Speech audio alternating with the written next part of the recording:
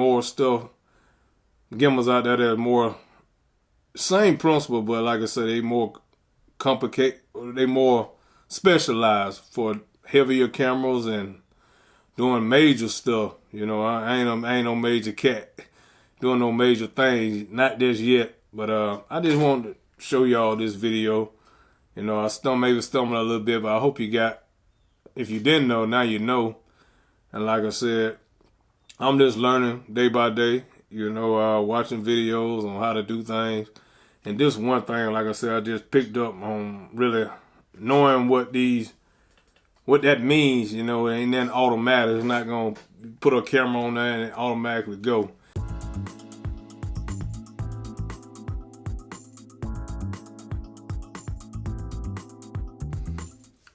How y'all doing out there again? Freddie Calls it checking in. Hope everything going well with everybody as always. Everybody on the up and up. Today I just want to just do some towards, you know, video, people just learning. I'm still learning a whole lot of things and equipment, but I kind of picked this up like a while back because I really didn't know what I was doing. You know, you hear about gimbals, and here go my gimbal. But I actually tried to use it, and I'm almost trying to think about selling this, because I'm like, you know, you hear on things, you hear people talking about you need this and that for video, and you just pick it up and you just never go back to it. And I was just trying to figure out everything. I used this in actually a wedding and a couple other things I used it for, but I was just thinking that all is to it, just to mount your camera on it here, and like I said, and I was wrong, and I thought it automatically balances itself, but you have to actually balance your camera and everything yourself. And I also learned, you know, you got three, you know, it is a 3-axis gimbal. You know, let's see. This is my gimbal. I had a video on this a while back, and I actually me unboxing this. But like I said, then I ain't understand how what you really need to do with this. You know, I thought it was automatic, but but it ain't automatic. You gotta, you know, you gotta balance the camera first, where you can actually use the benefits. And you know, for a while, you know, I was really straining my motors on here. You know, really straining probably all my motors because it wasn't balanced right. You actually have these little knobs mean something. All gimbals have those knobs, you know, and this one got 3 for the 3 axes: the roll axis, the pitch axis, and the yaw axis.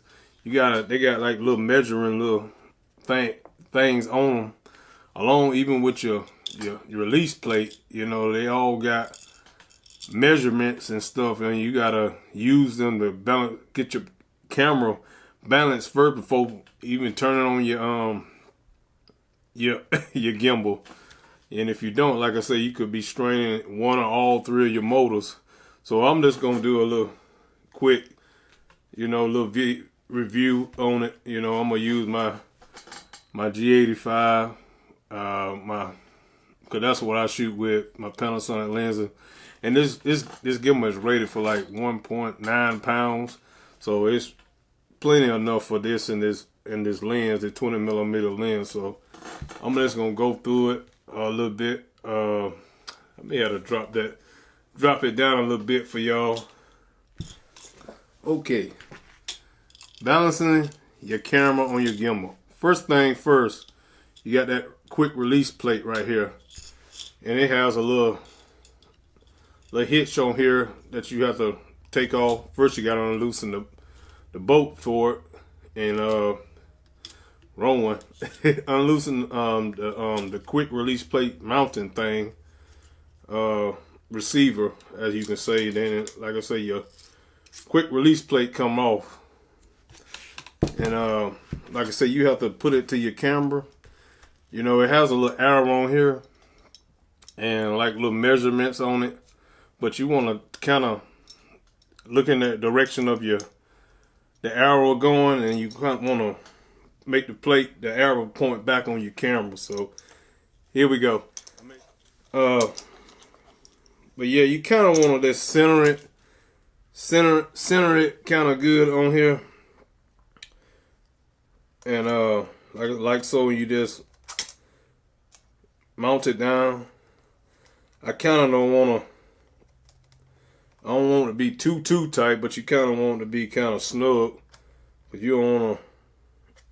That's even with your regular tripod. You don't want it too snug, because you don't want to damage your camera. So what right here. So since you line up your arrows, so what you want to do, line it up on your you got your arrows on the sled. Let's put it that way, on the sled, and like I say, you line up the two arrows and you push it on back like so. All right.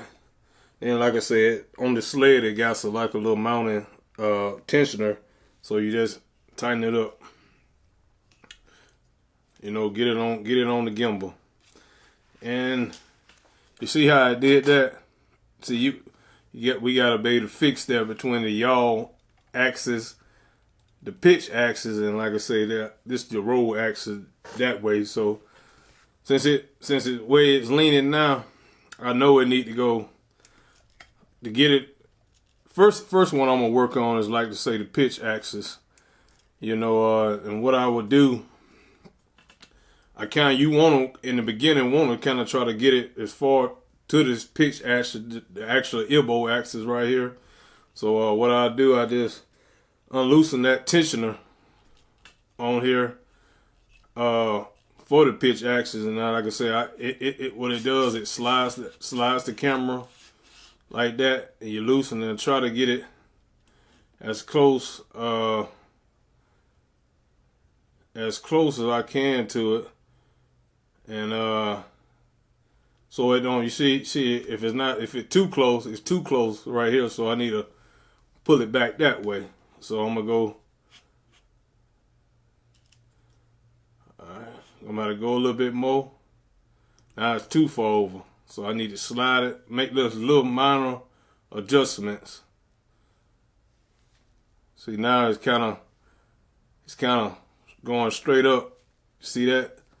But if I go back again, overcompensate, it's gonna do that. So let me push it back. Get it back to, okay. You gotta go back a little bit more to the, I guess my left, probably your right. Get it to go back to, it's pretty much even. It ain't rocking neither too much to the right or the left. Just a little bit more. Okay, since it's not going either way, I lock that joker down. All right. Oh, the pitch is straight. So now I'm gonna work on my roll axis. This will be this motion. See, it's rolling back. So to fix that, I gotta go right here on this right here. This adjustment is another tensioner right here. So what I go, well, not this adjustment. I mean, not the pitch, but this right here, the roll axis. So I'm gonna have to go under here, and work on pushing the camera up, pushing actually the camera this way or that way to the back to get rid of this right here. So it may take me a little bit longer. I talk a lot, but a lot of people don't know it. Like I say, I didn't know it till I actually stumbled on a video, you know, about you actually got to balance your camera before you talking about using this and using all the modes on this thing. So anyway, let me get on going. So to fix this right here, so what I need to do, I need to adjust this sled. So what I do, I unloose the sled, which is right here, and try to get the camera to come back this way. Since it's going more so this way. So I unloosen that. The camera where the sled is at, the sled one, and push it towards the front. Still rocking. Make little adjustments.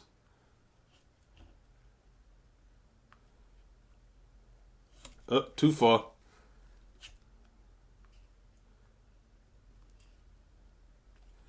Alright. Okay, getting there. It's not rocking back and forth. So let me let it lock it down and see what it do. See what we got in a row.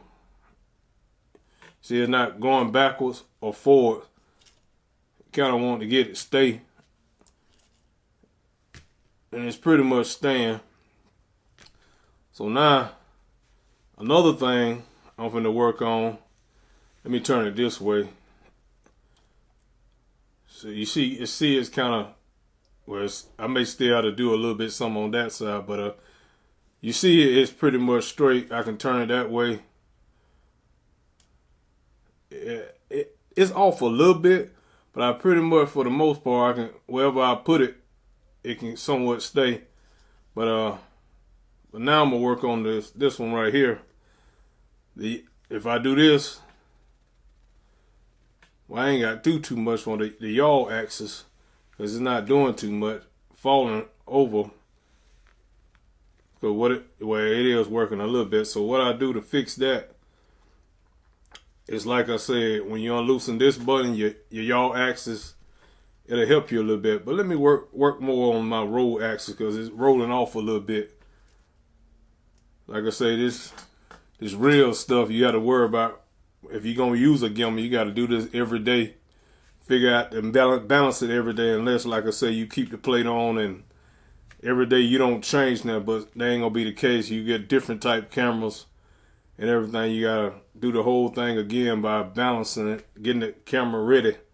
So like I say, so you don't put too much stress on each motor. Each motor is doing what it need to do. So I'm going to go try that again. Try the roll axis again.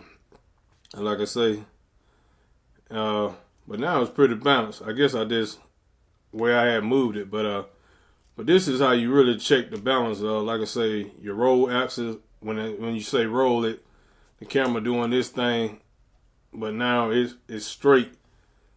But and like I say, the pitch, like I say, is if it was off, it went like my camera is pointing up. Whatever way, if it's wrong, the camera gonna move. If I do it this way, if it's sticking and it keep ruling, it's not balanced. So yeah, I ain't put it all balanced myself. But things like that, you know, back up, yeah. But like I say, the yaw, if it was wrong, like I say, it's going this way. The way you fix that, you unloosen the yaw axis, and hold it at a tilt. You may have to make little adjustments so that it don't, when you lean it over, it don't move. I pretty much got it. Let me show you again. If it's off, it's gonna turn. But if it's balanced, when you put it over like that, it's not gonna move. So I'm gonna lock that down. All right. So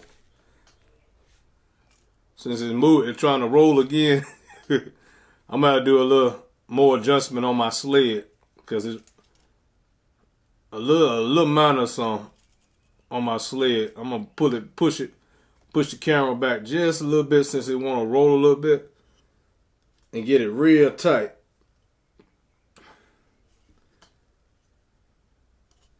That's it.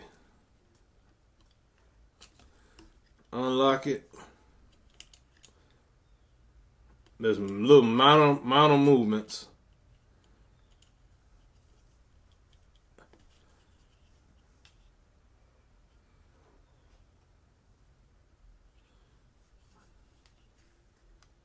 I did too much there. There's little minor movements to get it where it won't roll backwards. Let's see. All right, make sure I lock it down. But like I said, I learned it. You know, it may be a lot of people that don't know how to do it, balance it, but it's supposed to be balanced like this. It's not like an automatic, they adjust. Maybe there's some gimbals out there that do that, but you got to make adjustment for yourself. And right now, it's at a perfect. It's usable now, and I'm not too much putting stress on each of these motors. That motor, and that motor. My pitch, like in the beginning, like I say, you're supposed to first start kind of get as close you can to the pitch axis, and like I say, you go from there. That's like the 1, and you check it from 2 and 3. Let's look at that. 1, your sled. This is your sled. You know, that's why they call it a 3-axis image stabilization gimbal.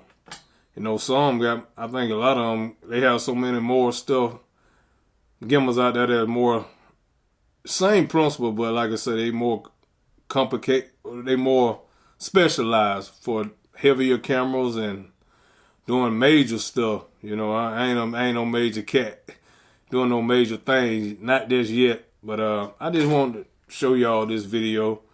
You know, I maybe stumbled a little bit, but I hope you got, if you didn't know, now you know. And like I said, I'm just learning day by day, you know, watching videos on how to do things. And this one thing, like I said, I just picked up on really knowing what that means. You know, it ain't nothing automatic. It's not going to put a camera on there and it automatically go. It ain't like that. I think I got a video on here when I first got this gimbal and it wasn't balanced at all. So I may put up that little spot, that video, but it wasn't balanced and I was putting strain on my motors. But anyway, this has a lot of modes. You know, it got